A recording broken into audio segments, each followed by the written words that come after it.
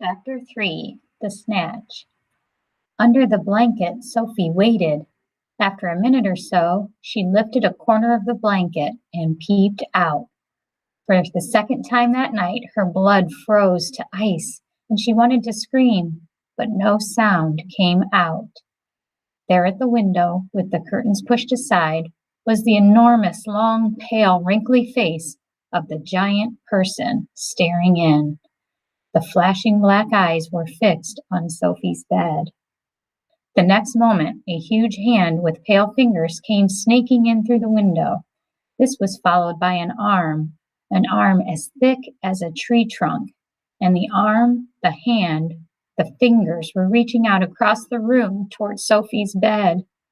This time, Sophie really did scream, but only for a second, because very quickly the huge hand clamped down over her blanket, and the scream was smothered by the bedclothes. Sophie, crouching underneath the blanket, felt strong fingers grasping hold of her, and then she was lifted up from her bed, blanket and all, and whisked out of the window. If you can think of anything more terrifying than that happening to you in the middle of the night, then let's hear about it. The awful thing was that Sophie knew exactly what was going on, although she couldn't see it happening.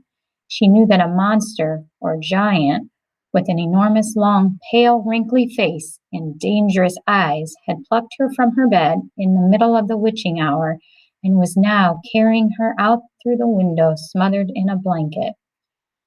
What actually happened next was this.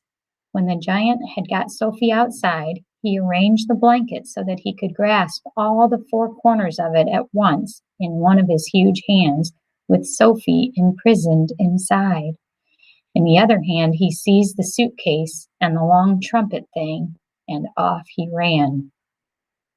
Sophie, by squirming around inside the blanket, managed to push the top of her head out through a little gap just below the giant's hand.